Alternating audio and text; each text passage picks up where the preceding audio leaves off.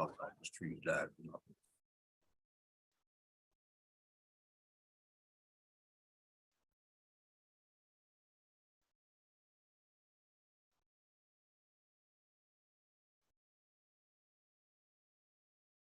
Madam Clerk, would you open the courtroom for us?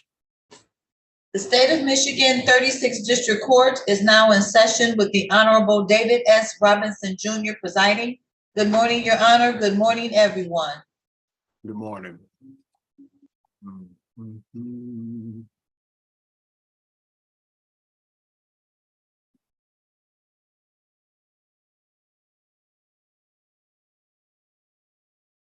Seven, 5, 2.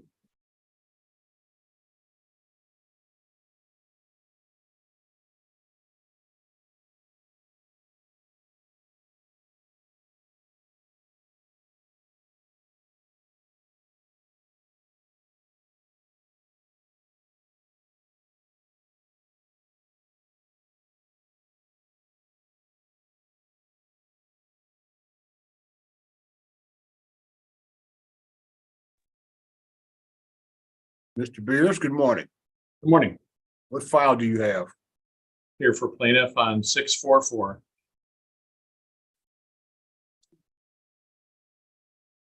Okay. Beers. Okay, I've got you checked in. Thank you. I have a number of people here who were here without changing their name as they were supposed to, so I don't know who they are. We'll have to, it's gonna take a while. Gotcha.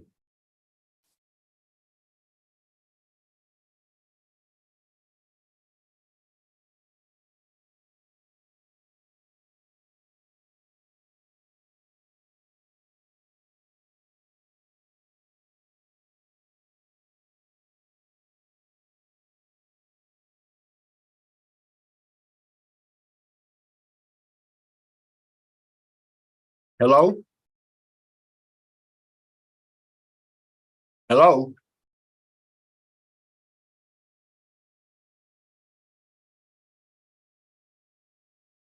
That was this.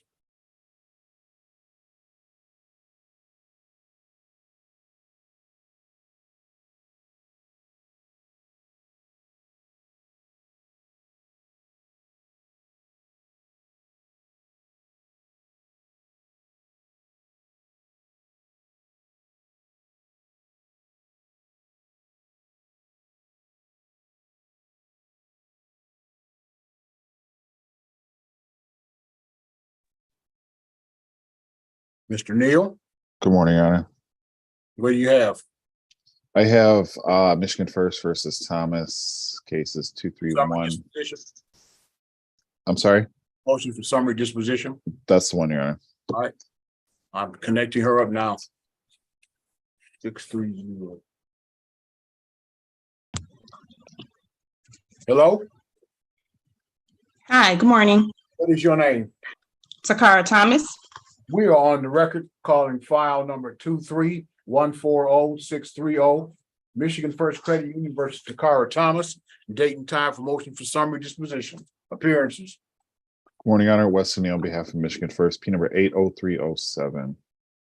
And what is your name, ma'am? Wait.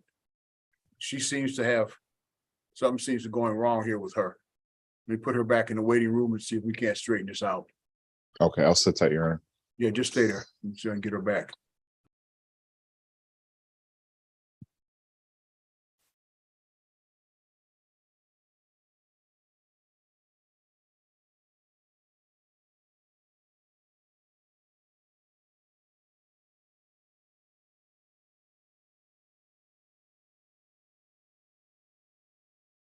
Are you back now, Ms. Thomas? Yes, can you hear me? Yeah, you had blurred and started fading in and I out. was doing it again. Yeah, there you are again. All right. Okay. Let's continue. This is case number 23140-630, Michigan First Credit Union versus Takara Thomas. We've had appearances by plaintiff and the defendant. This is a motion for summary disposition filed on behalf of the plaintiff. Ms. Thomas, did you file a written answer to this motion for summary disposition? Not for the summary for this. I originally filed a written answer. I did. But you did not file one for this motion. I'm sorry. You did not file a written answer to this motion for summary disposition. If you're speaking of the large packet that they sent me for this, I did not. All right, But I have, you did not. All right, let's go on. yeah, I didn't know it was a part of the. Mhm. Mr. Neal, your motion.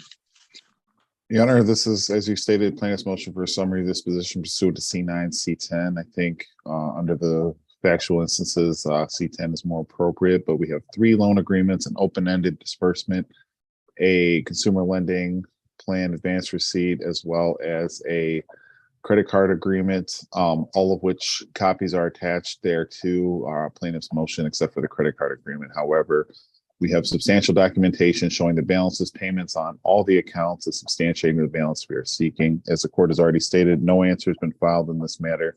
No genuine issue of material fact has been raised. Therefore, plaintiff believes motion for summary disposition is properly granted, as there is no genuine issue of material fact for trial, and we do request the court enter judgment for the amount sought in plaintiff's complaint. Ms. Thomas, you did not file an answer. Is there anything you want to say in regard to this motion for summary disposition? Yes, there is something that I'd like to say. I received this large packet, I believe it was like a day or so before the 20th, because I remember you mentioning something about the 20th. That was a deadline or something to enter in information. I was not allowed the appropriate time to go and file an answer, and I was not aware that that was even a requirement for receiving this large packet. I wanted to mention on count 1, which is the $500 overdraft protection loan. The correct amount that was being paid every second of each month was $25. I noticed on the paperwork they have that it was only $15 that I was paying. That's incorrect. It was $25. The plan is actually 15 years old. It dates back to October 2nd of 2008. There was no interest. It was supposed to just be a flat out $500 like cushioning that I paid every month that protected me from overdrafting as well as fees. And I was using that here and there, and it was getting paid back every month. I want to speak on count 2, which is the unsecured loan. Again, there was insurance on that loan in the event of death or loss of job. I spoke with Michigan First Credit Union asking for help or grace with certain payments.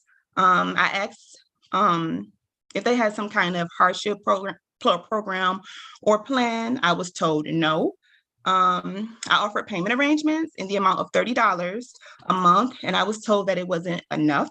I asked when would my loan insurance kick in. I was told that I had to be receiving disability or unemployment for it to cover my loan. I then filed for unemployment and I was awarded unemployment. I spoke with Rebecca Herman and I was told that it was too late for me to receive my insurance.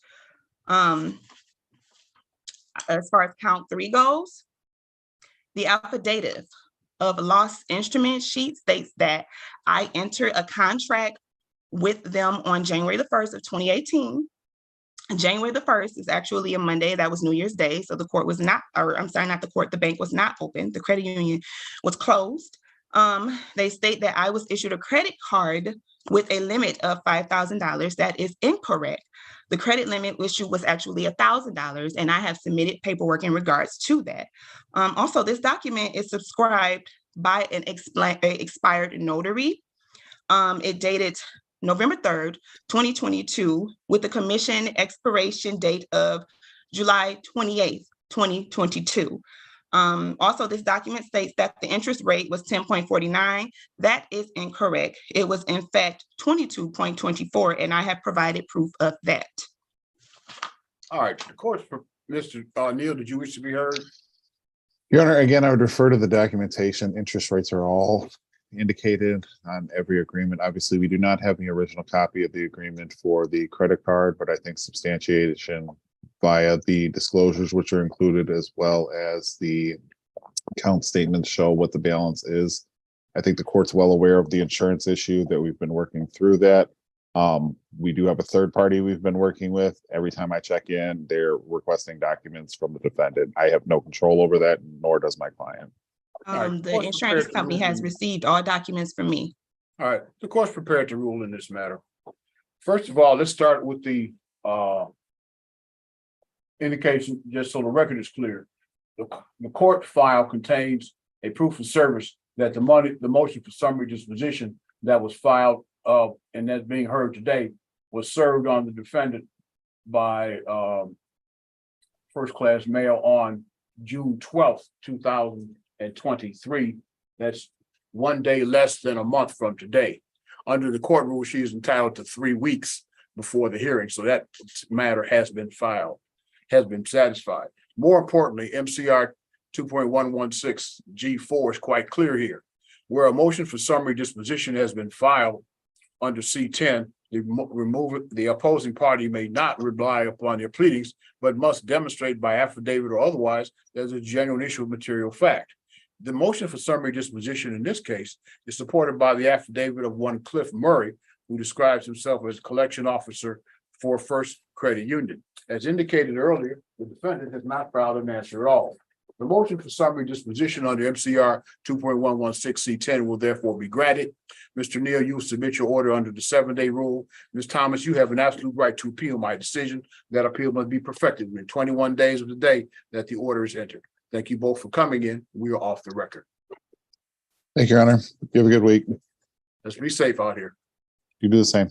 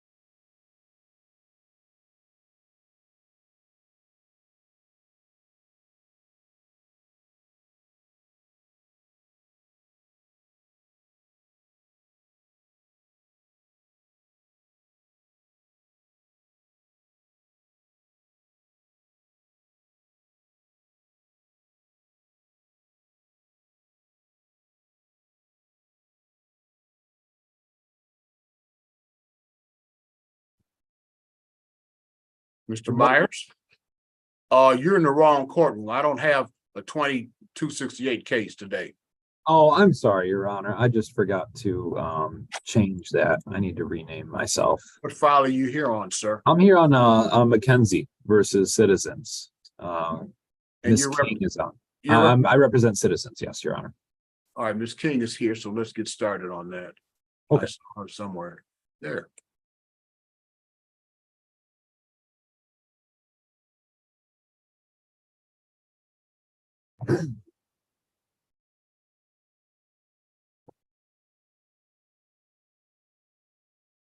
We are on the record calling 22-190-076.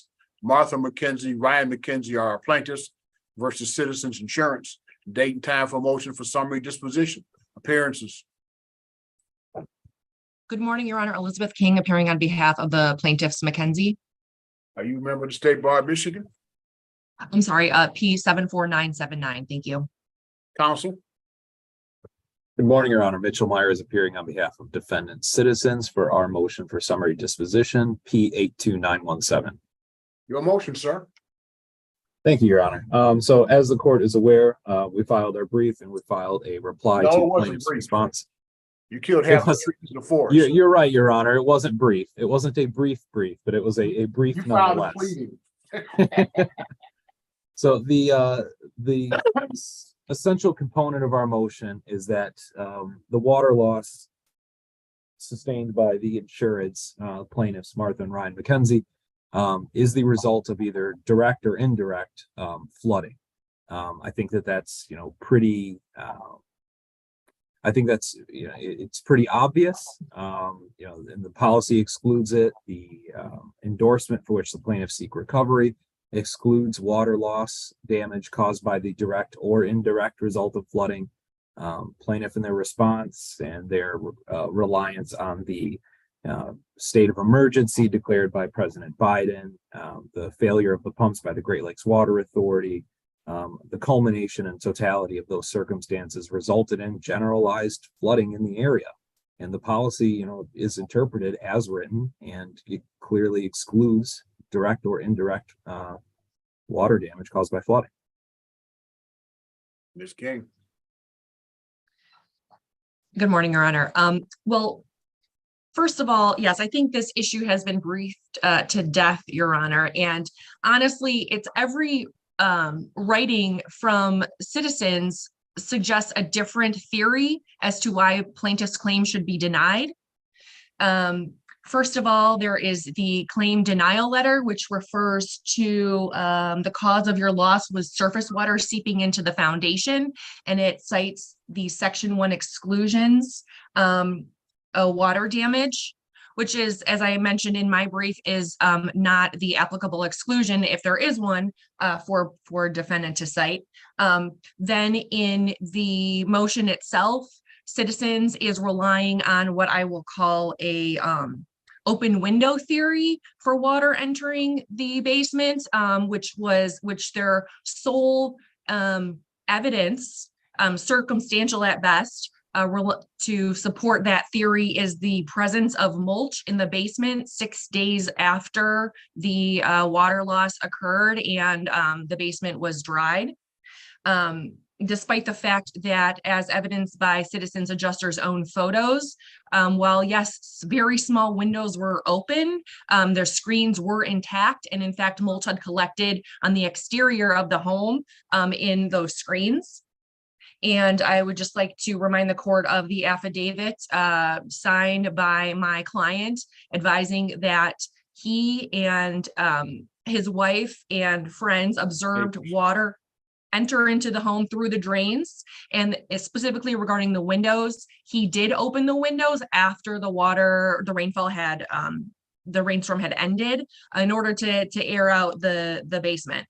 And citizens has absolutely no proof that water entered the home through any other mechanism other than the drains, which they themselves have acknowledged in their motion.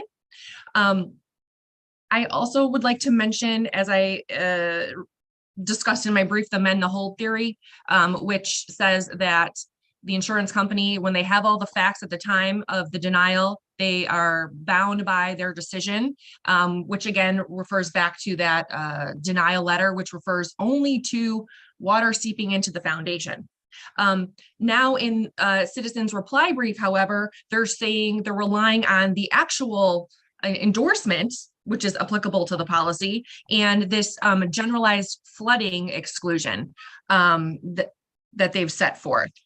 And in support of that, they've attached Judge Barry's opinion and order regarding the Great Lakes Water Authority case. And I just want to comment on that in a couple of ways. First of all, if you look at Judge Barry's opinion, she states in her section where she sets forth the facts upon which she bases her opinion that number 13, while various equipment failures occurred to pumping stations and supporting power supplies, defendants admit and plaintiffs do not dispute that the sewer system lacked the capacity to process the rainfall. And so that it's the rainfall itself that is the source of the water for the storm that occurred on June 25th and 26th of 2021. Now, citizens is relying on this term flooding. And yes, Judge Barry does use the term flooding in her opinion and order. And flooding is a term that is colloquially used by people, and certainly by people who experience water loss, water damage to their home. But we are referring to a insurance policy.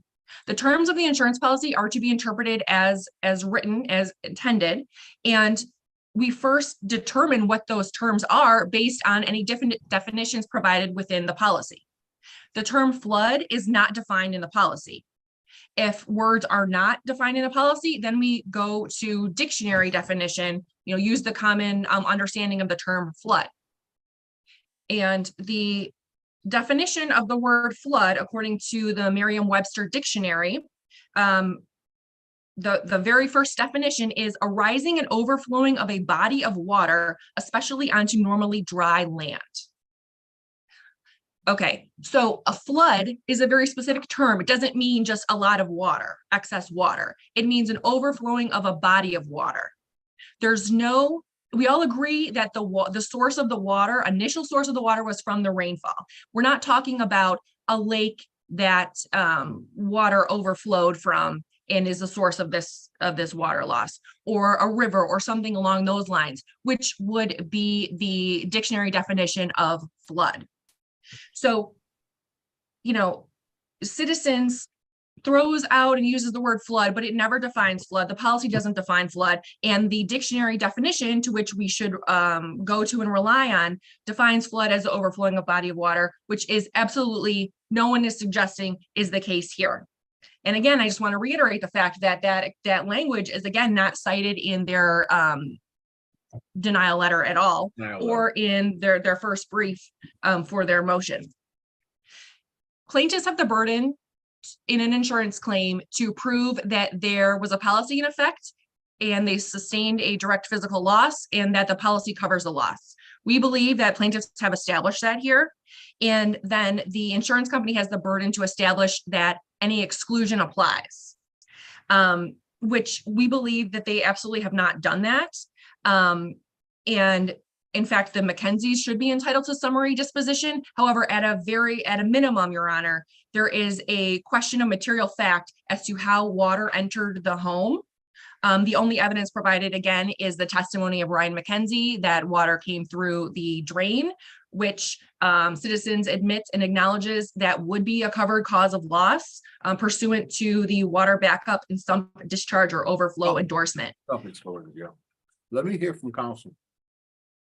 Thank you, Your Honor. First off, there is, it's again, circle back. Circle back. What I'm really concerned about is there doesn't appear to be any question here that this event occurred because of a historic level rainfall. There doesn't appear to be any question but that the water that came into the basement did in fact come into the basement as a result of the rainfall, and it came through the drain. Is everybody's on board with that? That coupled with, I'm looking at your water damage exclusion concerning water that backs up through sewers and drains. yes, Your Honor, and that that does matter, but again, the policy language as you apply the exclusion is whether or not the water damage the water that backed up through the drain was the result of direct or indirect or direct result of flooding. I mean, the Great Lakes water pumps failed. There's no disputing that. They failed. Yes, they can take their government immunity claim and do whatever they need to do on the class action there. That's fine. The pumps failed. Surface water flooded everywhere. There's a 1-foot water line on the outdoor detached garage of plaintiff's residence. So we know there was at least a foot of water sitting out there outside that house. Water is going to find a way to get into a basement one way or the other. Whether he has an affidavit. Not impervious to water. I'm sorry? Water, the fact that there's water outside a basement standing doesn't mean the water is going to come into the basement. Unless you leave a window open. Let's say, for example, there were no windows in the basement, and the basement had been waterproofed inside. The fact that you had a standing foot of water outside meant you had a foot of standing water outside. Doesn't mean the water comes into the basement. No, and you're correct, Your Honor. But in this case, we do have windows in the basement, and there is a question of whether or not they were left open. There was over 7 feet. Let's assume that to be true. If there's a question as to whether or not the water came in that way, then are we not then at a situation where I am required, because I have to be liberal in finding the existence of a genuine issue of material fact? Are we not at a point where it has to be decided by the trier fact rather than by summary disposition? Well, our argument is, we're not even at that stage yet. We're back figuring out, what caused the rain, what caused the water back up in the first place, which is flooding. Flooding caused the backup. I mean, it's. And how does your policy describe flooding? Well, it doesn't define the word flood. Okay. It defines That certain defines flooding.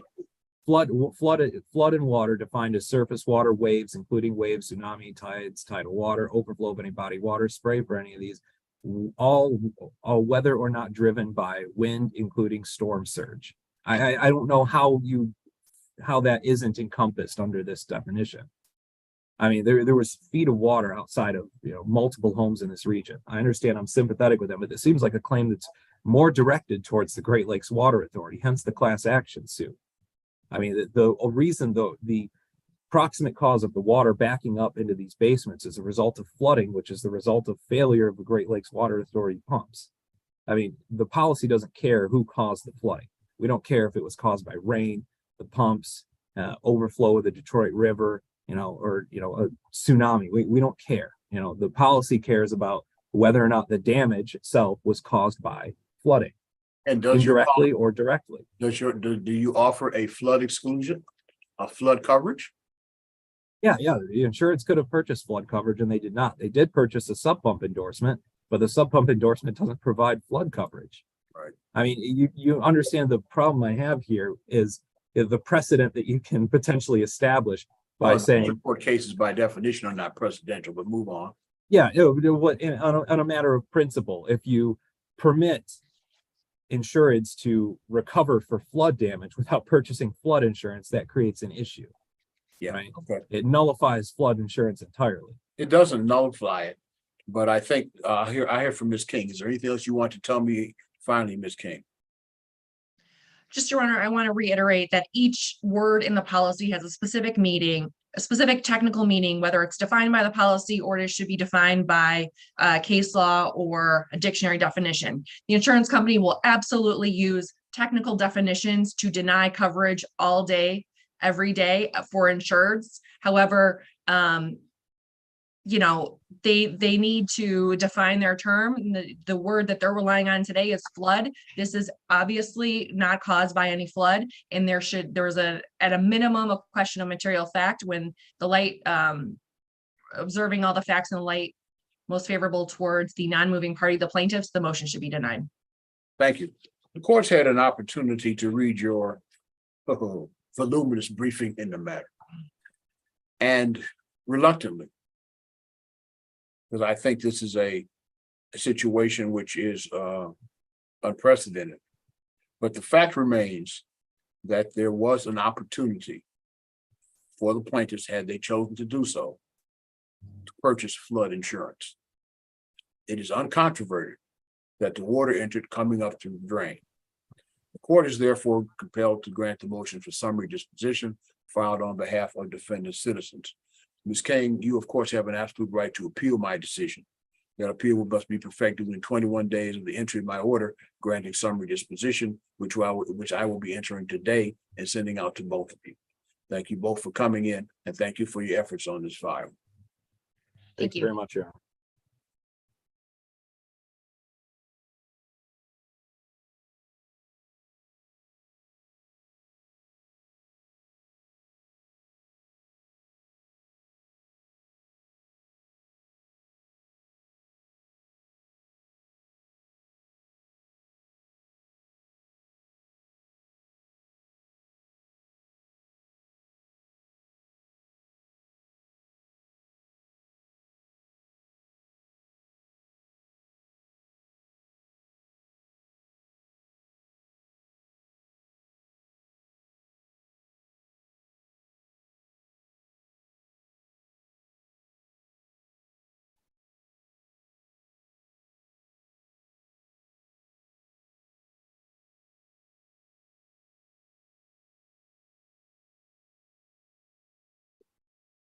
Water.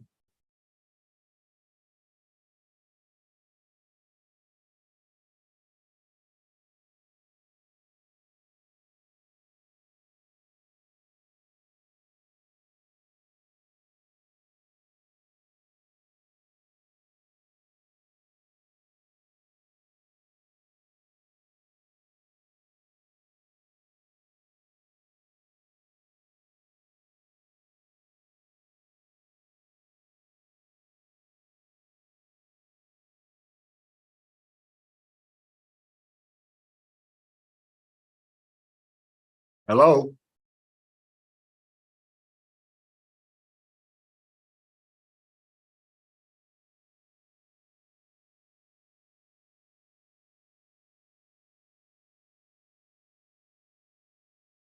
What is your name, sir? Daryl Smith. Mr. Smith, you were supposed to name yourself, not Oh, appear as a Samsung on my phone. That's why I didn't know who you were. okay. I'm sorry. I'm just was happy to finally get audio. I went and got my nephew to teach me how to do that. Let's get on the record. This is Okay. file 22-197-644 UHG1 LLC versus Daryl Smith. Could I have your appearances? Good morning, Your Honor. Jeffrey Beers, P 41693 on behalf of plaintiff UHG. And your name, sir? Daryl Smith. All right, this is our last pretrial on this matter failed because there was defendant did not get audio. So apparently we're here today. Since that pretrial, a motion for summary disposition has been filed on behalf of the plaintiff. My first question is everyone completed with their written discovery, or do you need more time for written discovery? Plaintiff is I- complete. Mr. I don't Smith, need them. I don't need any more time. I You do am not- guilty. you do, oh, I'm sorry. Then what I'm going to do, have you received the motion for summary disposition? I received something a long time ago. It It was was a mailed bunch to of- you. See, that's where the problem is. The mailing address is my old address. So I only get mail from over there sometime. I sent in with my new address.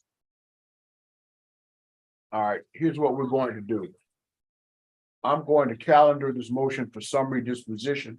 I'm going to close your written discovery, and then I'm going to put you two into a chat room. Mr. Beers, you will send him a new copy of the motion for summary disposition at the address he's going to give you now. That'll resolve the problem.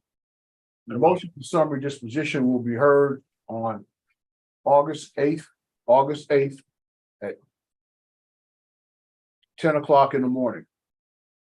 We'll hear plaintiff's motion for summary disposition. Okay. Now, hang on for just a minute.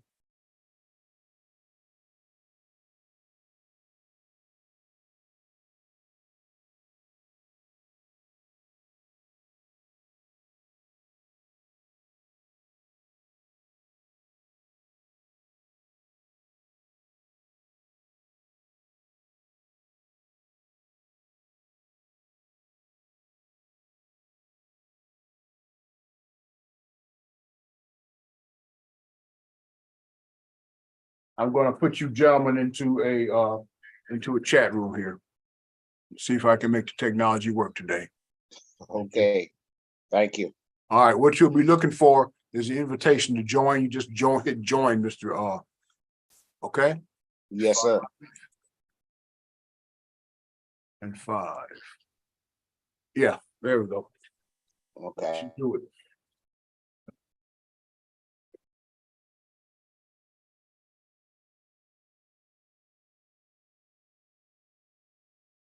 Yeah, they're both there. Okay.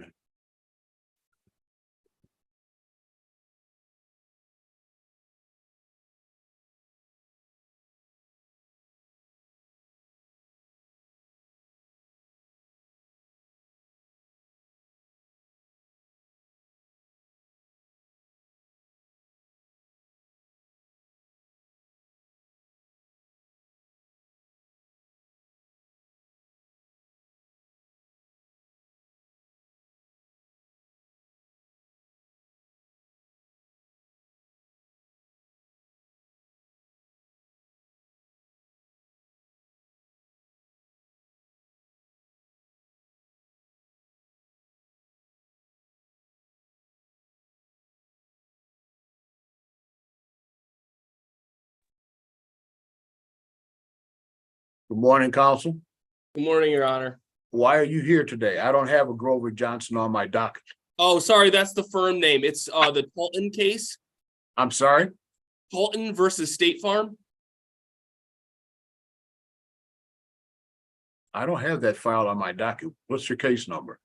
Oh, it's on the the online docket. The case number is 23140952. 23140952. Hang on for just a minute.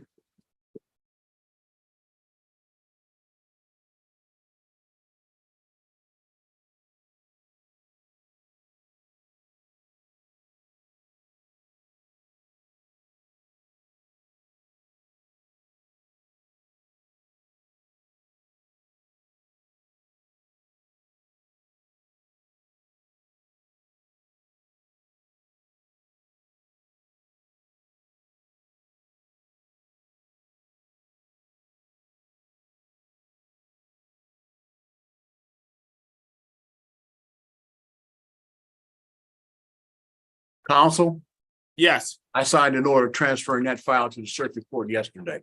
Okay, sounds good. I saw plaintiff's motion and didn't have any problem with it. I just saw that it was scheduled, so I thought I'd appear just in case. Okay, just good enough. Next time, let me know a case number or party that you represent, because otherwise I have no idea when I'm looking in my waiting room who in the hell you are. Fair enough. I will add the case number from now on. Have a good day, sir. You too. Thank you. Bye. Bye-bye.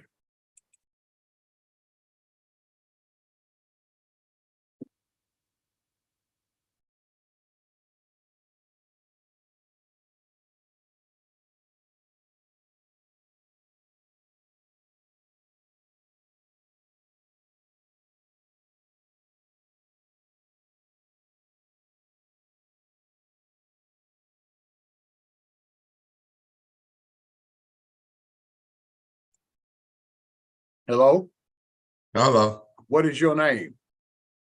I'm the plaintiff, Gregory Franklin. Gregory Franklin. Yes. Sir, you're here at 11 o'clock, not 10:30. I'm still doing my 10 o'clock docket. Oh, I'm sorry about that. I thought it was 10:30. That's right. I'll put you back in the waiting room. All right, thank you. Yes, sir.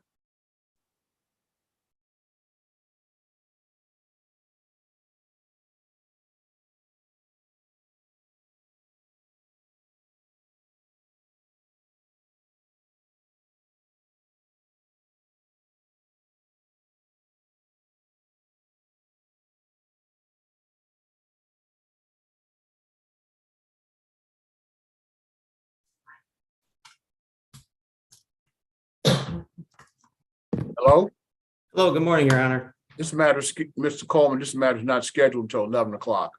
Oh, okay, so just sign off and come back on? Or you can stay in the waiting room. Which would you prefer? I can stay in the waiting room. I'll put you in the Yes. waiting room then. Oh, okay, thank you.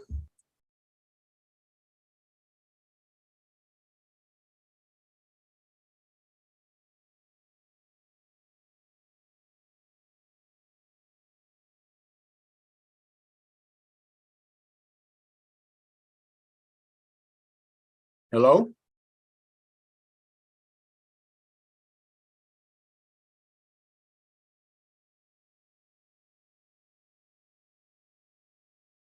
Hello? Hello, Your Honor. Can you hear me? Yes, why are you here? My name is Tessa Maynard. I'm the wife of Timothy Coleman, and it's my vehicle, and I didn't know if I have to be here. Well, ma'am, it's a 11 o'clock matter, not a 10 o'clock matter, okay? So I'll put Okay, you in would the waiting room. okay.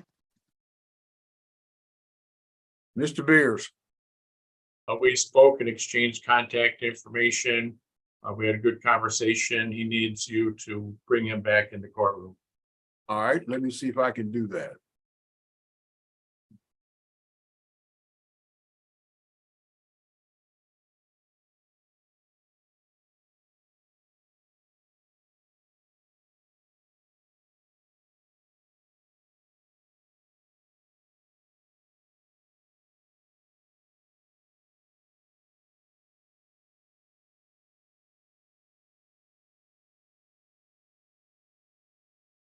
All right, we are back on the record, calling file number 22197-644. The file is entitled UHG1 versus Daryl Smith. Appearances. Good morning, Your Honor. Jeffrey Beers, P41693 on behalf of plaintiff UHG. And your name, I'm- sir? Daryl Smith. Mr. Beers, we needed to come back because, Yeah, we had opportunity to speak just now. We exchanged information. He's simply financially not able to make any offers at this time. So we would like to maintain the motion for summary date on August 8th. okay, we'll see you gentlemen then. We'll send out an order to that effect, and thank you both for coming in. Thank you. Let's be safe out here. All right. Judge, Yes, sir. are you sending the new date, or I don't need it? I got it. I'll send it out today. Yes, I'll send it out today. Okay, thank you. Yes, sir. Thank you. Thank you.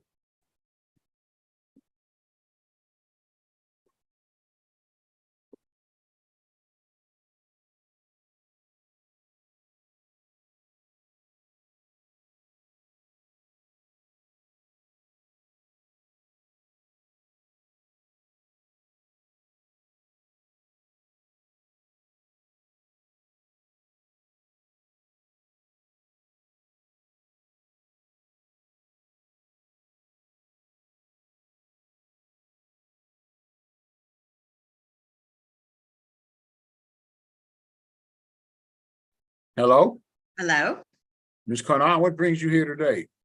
I'm Talton. Charlton? What's the case number? 2314095 GC. 952? That Now we case, did I signed, file, that case, I signed an order transferring the file yesterday to the circuit court. okay, we have not received that order back, so Okay, I just, You're all set. I sent Thank it you. out yesterday. Thank you. Good Take luck. care. Bye-bye. right.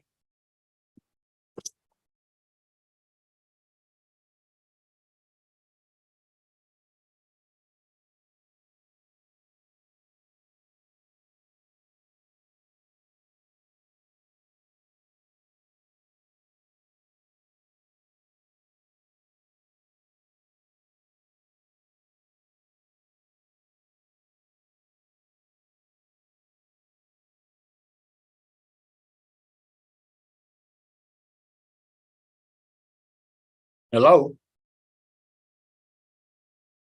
Hello?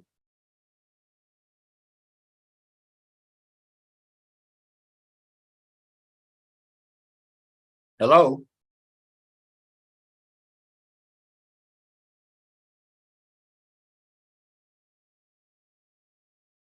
Hello?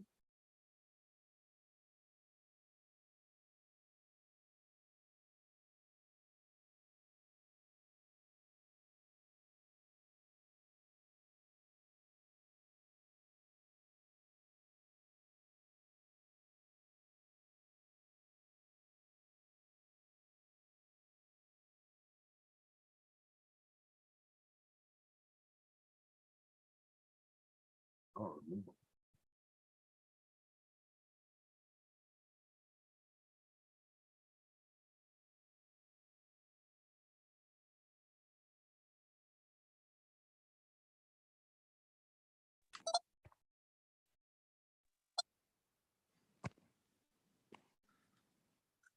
Good morning. Good morning, Your Honor. This is file number 23-145-301. Tidewater Finance versus Scott DiCarlo. Could I have your appearance? Good morning, Your Honor. Jay Lazar on behalf of the plaintiff, P69480. All right. Are you done? I don't have a defendant here.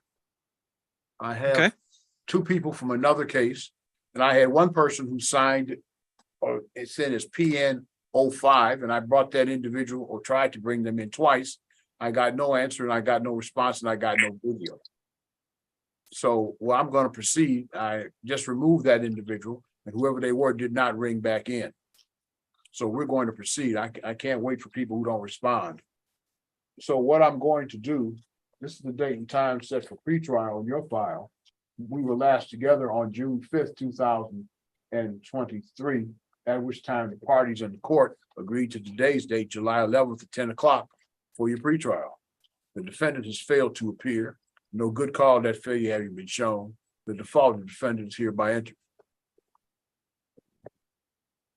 We will send that out to you today, Mr. Rivera.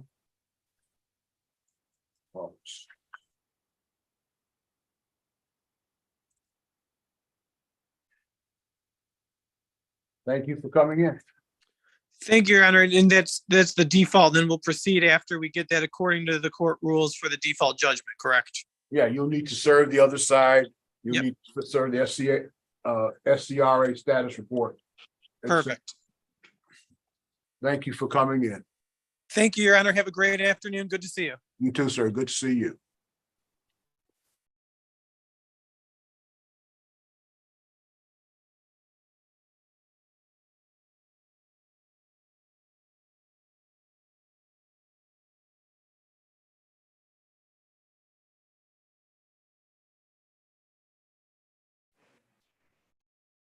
Good morning. Good morning. How are you? Good. How are you today? Good. This is 23-145-752 Credit Acceptance Corporation versus Carl Boyd. This matter is scheduled for pretrial today at 10 o'clock by a notice dated June 13th, 2023. We were last together on this file on June 13th. At that time, the parties and the court agreed to today's time, July 11th at 10 o'clock. It's now 10:45, and I don't have a defendant. Could I have your appearance, please? Good morning, Your Honor. Lynn Olivier, appearing on behalf of plaintiff And your bar number? 39006. The defaulted defendant is hereby entered. We'll send that out to you today. Thank you. Thank you. Have a good day. Thanks, you as well. Bye-bye. Bye.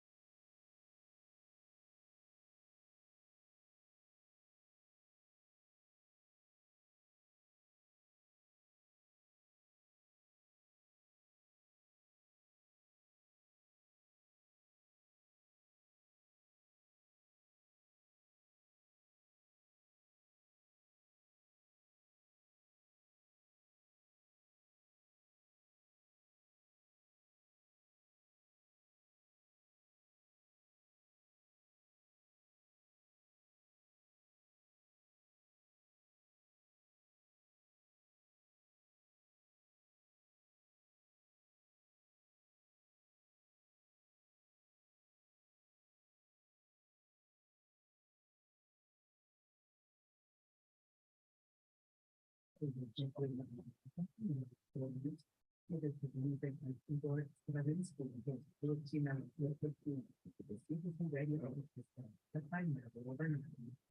you feel like having a soft snowfall on a regular basis would be a very good thing, then you're invited to visit cdc.ca/listen for real time or classical music playlists to choose from, including tuning as well as tempo. Again, you go to cdc.ca/listen and then it's all free. Tuning as well, you got more tempo coming your way in the future minutes, but I have one of these. Stay tuned.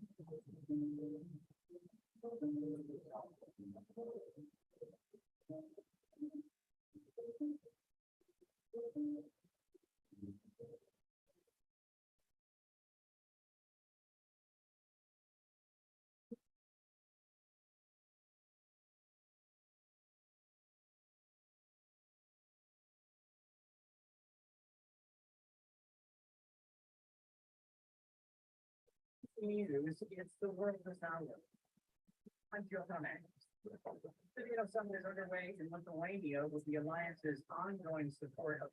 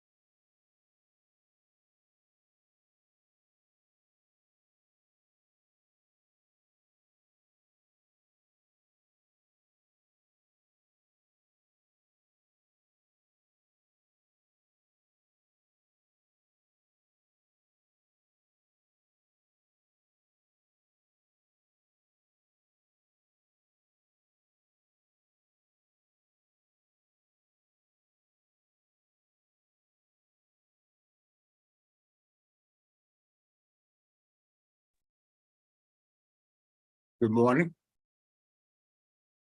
Good morning. Who are you? So I have both case numbers for We Transport and for CET. My name is Nicholas Doherty, Your Honor. You have WE Transport versus City of Detroit? Yes, Your Honor.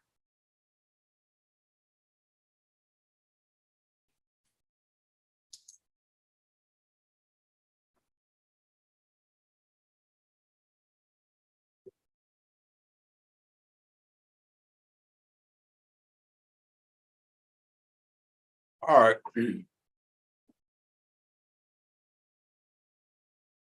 Get Mr. Halfon here to get started.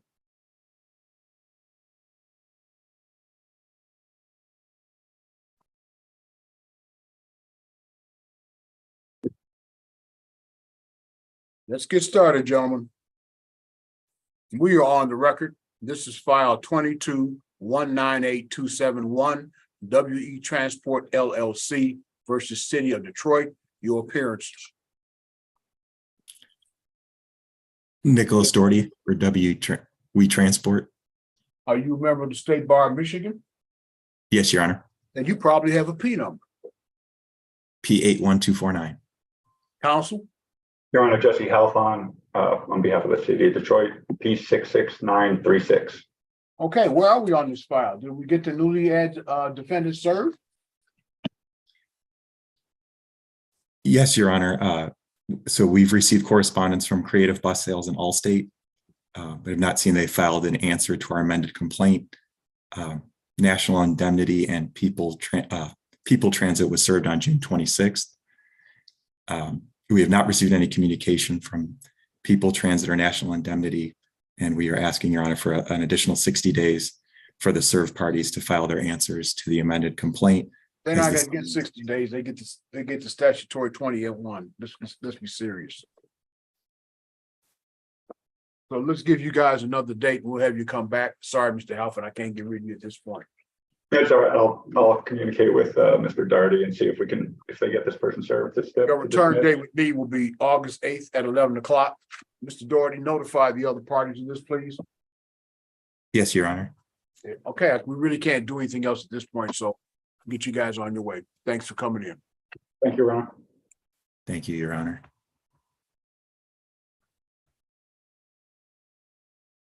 I actually have another matter, Your Honor, or should I leave and come back in? Hang on for, no, wait, let me do one thing at a time.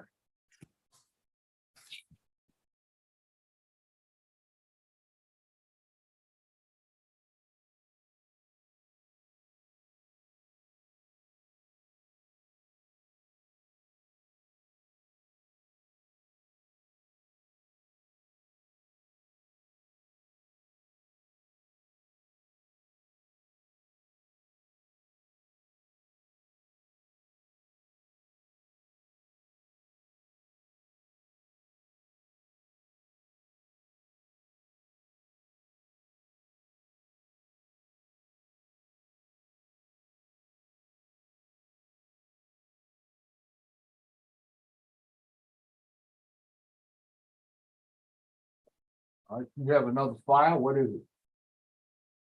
Yes, Your Honor, it's CET versus City of Detroit. I can give you the I don't have that file on my. case number. Well, yeah, what's your case number? So 23-142-197. That's I Health Pharmacy versus City of Detroit.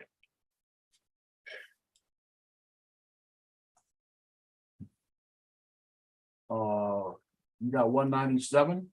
Yeah, 197. You hear from Ms. Hamoud? Let me see if I have anybody here from the City of Detroit. I don't believe I do right now. Okay, so what I'll do is I'll note that you are here and I'll put you back in the waiting room. Thank you, Your Honor. Back in the waiting room.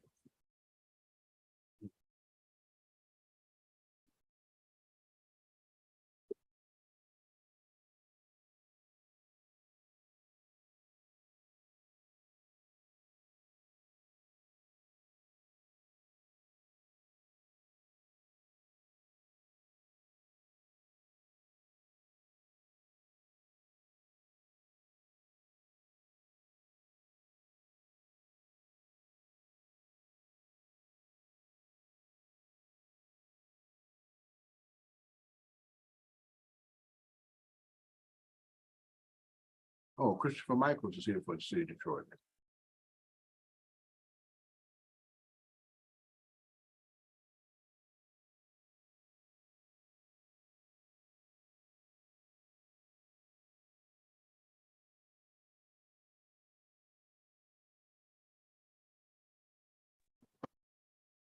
Good morning. Morning, Your Honor. What file do you have today? Is iHealth Pharmacy Services claimant LaShawn Alexander versus the City of Detroit. Okay, I have Mr. Doherty. Let's see if we can't get you guys started. All right, I seem to have both parties, excuse me, on file number 23142-197, iHealth Pharmacy LLC versus City of Detroit. Could I have appearances, please? Nicholas Doherty, P81249 for iHealth.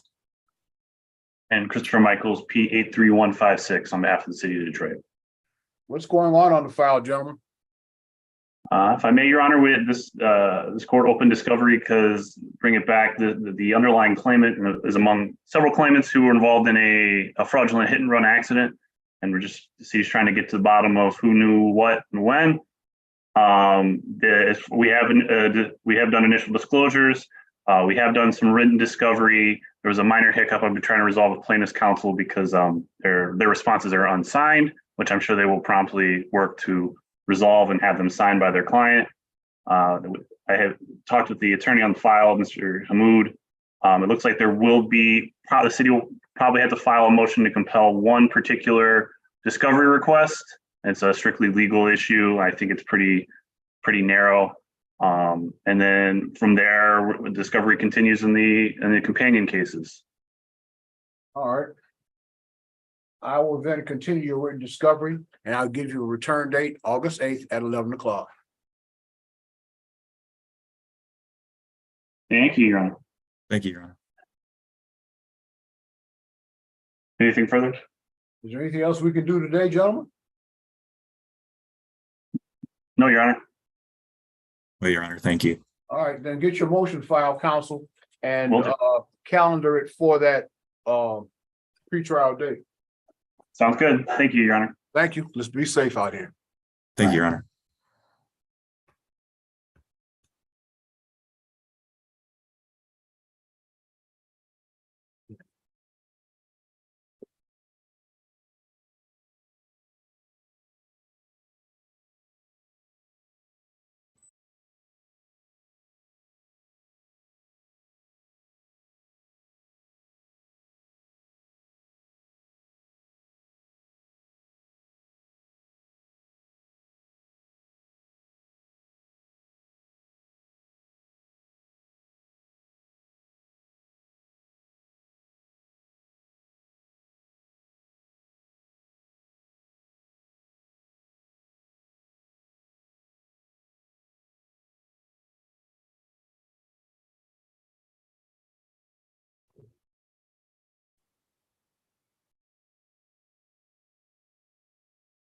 All right.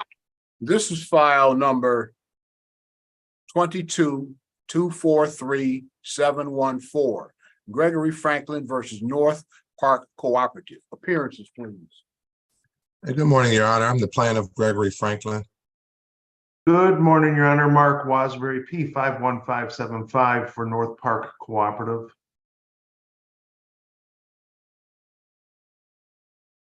Where are we on this file, gentlemen? We've had several pretrials. Your Honor, we are scheduled for case evaluation next Tuesday, July 18th. And refresh my recollection, but my understanding is you get 45 days from that day to make your decision. Is that still the rule, or have they cut that down? I think it's 28, Judge. 28 days? Right. So then you're scheduled for hearing it on your case evaluation when? Next Tuesday, 1 week from today. Okay, so if I went out 5 weeks, that should get us past the point. Is that right? Yes, Your Honor. Okay. Yes. 5 weeks in the day, Your Honor. All right, you're scheduled on the 11th, right? Correct. No, the 18th. The 18th. Yeah, Tuesday, the 18th. Okay, so 1, 2, 3, 4, 5. Then I'll see you gentlemen on August 29. August 29 at 11 o'clock. If you Thank get you, the Judge. case settled by the case evaluation, somebody send me in a stipend order dismissal. Otherwise, August 29th at 11 o'clock. Anything else we can do today? Oh, that's it, Your Honor. Thank you. Okay. No, Let's thank have you, a good Judge. case evaluation, gentlemen. Let's get the case resolved. All right, Yes, thank sir. you. Appreciate you coming in. Have a good Bye-bye. day. You too.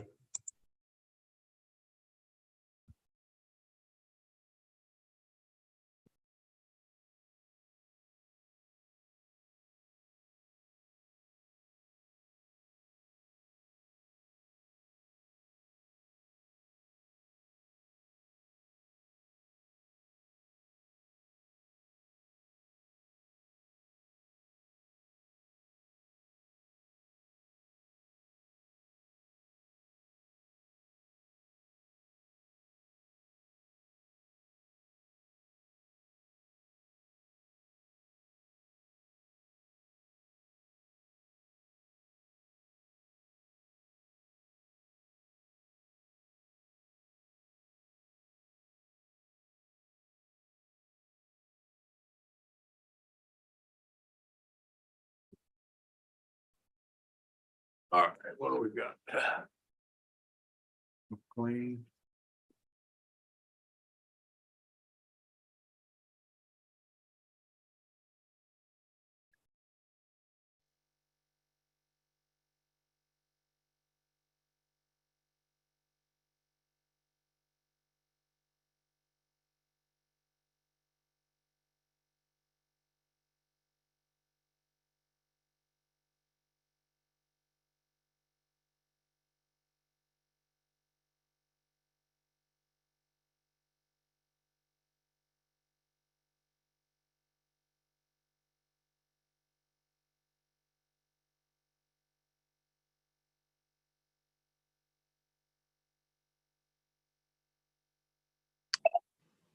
Okay. All right. Yep. This is case number 23-240-015. Patricia Nocella versus National Heating and Cooling. Can I have your appearance? Yes, Turn off I'm the sorry. music. That's what I'm trying to do, sir.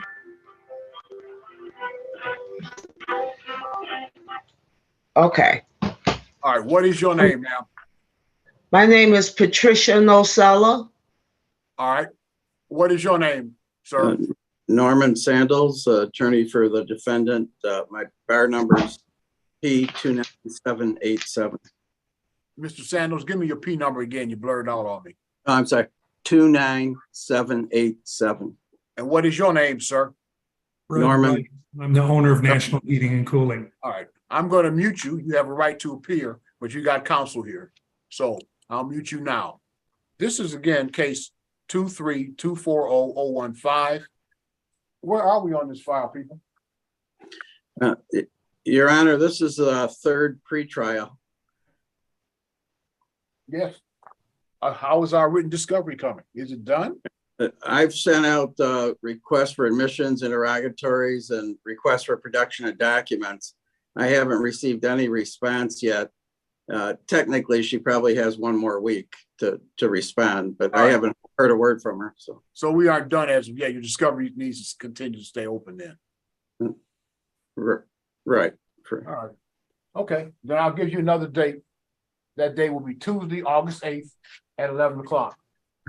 By that time, the discovery should have been answered. What's that date? Tuesday, August 8th at 11 o'clock. Thank you very much. I didn't hear that last statement, sir. I said your written discovery remains open. If you have outstanding responses that are due, ma'am, you ought to get started on those. Okay, I shall do. Thank you both. Thank you all for coming in. We'll see you again August 8th at 11 o'clock. Your written discovery remains open. Is there anything else we can accomplish today? No, Your Honor. I didn't think so. All right. Thank you all for coming in. Just be safe out here. Okay, thank you. Thank you. You too. Bye-bye.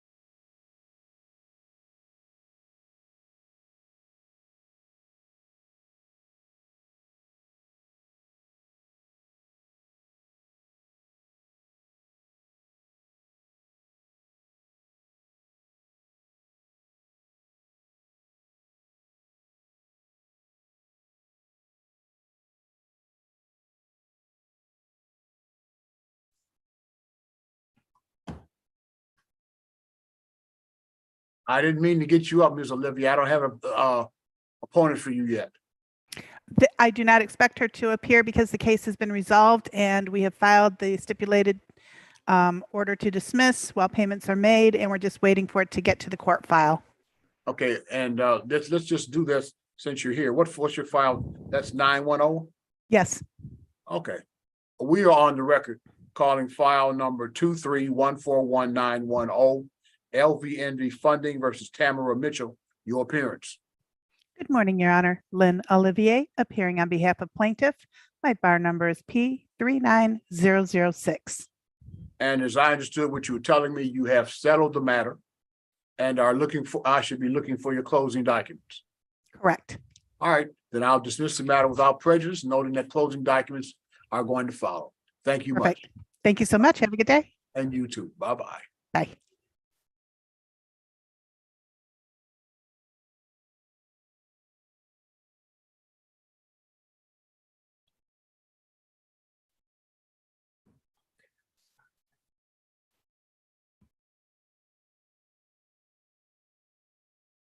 Good morning. Good morning. Let me catch up on my paperwork and we'll get started on your file. Thank you.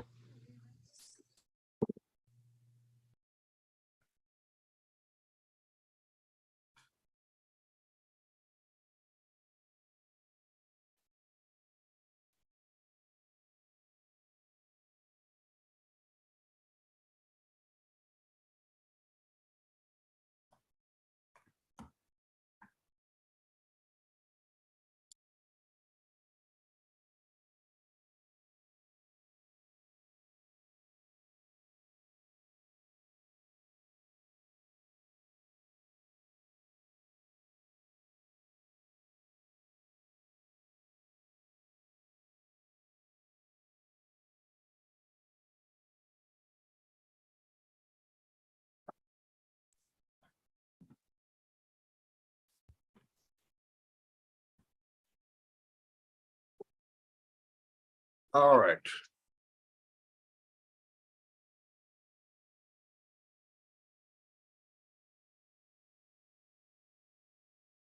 We are on the record. This is case 22-198-572. Timothy Coleman versus Gosh and Son Towing. Your appearances. Present. I'm your name, sir? Timothy Coleman. All right. And what is your name? Good morning, Your Honor. Dan McLean, P72982 on behalf of defendant Gotch and Sons Towing. Also present today is Mr. Michael Gotch. I see Mr. Gotch, and I will mute him because he has counsel present. Likewise present is Tessa Maynard, who came in earlier and advised me she was the wife of Timothy Coleman. Yes, and the register. She is not an attorney of the attorney. She likewise will be muted. We are here for a motion for summary disposition filed on behalf of defendant. Mr. McLean, I believe you filed the motion. If you would proceed, sir. Correct, Your Honor. One housekeeping matter. No response was received from plaintiff, at least by this office at any time. If plaintiff did file a response, Your Honor, I have not seen it. Mr. Coleman, did you send to Mr. McLean the matters you sent to the court? No, I did not.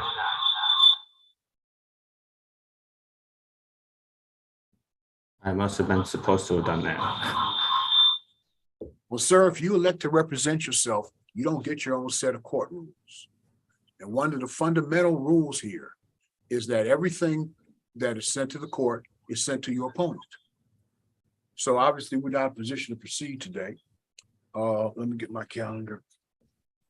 Your Honor, also, I did check, just as a matter of follow-up on this, I did check with the Register of Actions to see if anything was filed there, and as a response, I did not see anything filed with the clerk's office. What you saw was something described as correspondence.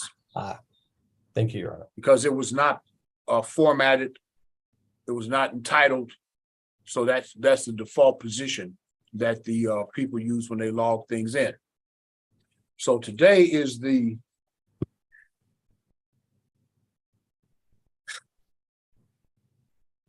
th day of July. This matter, if I can do it, on July 25. Your Honor? Yes? I'm actually not available July 25th. I will be, I have other obligations. We're going to take a brief recess here.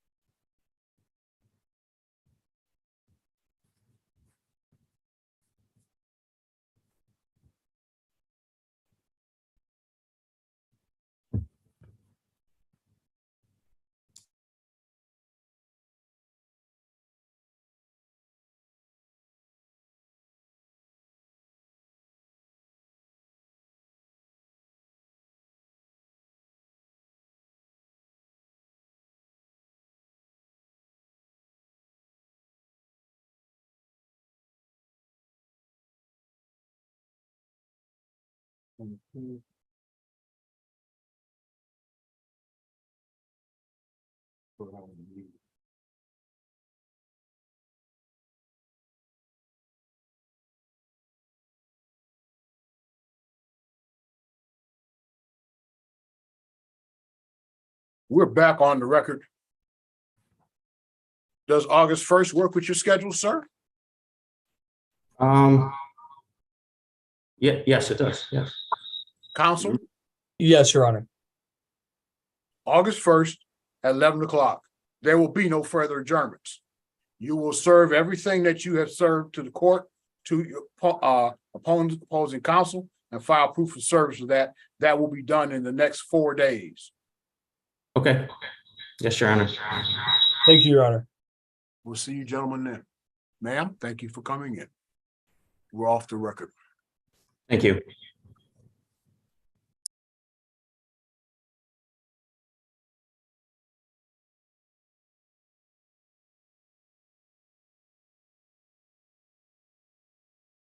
Where's my August 1st?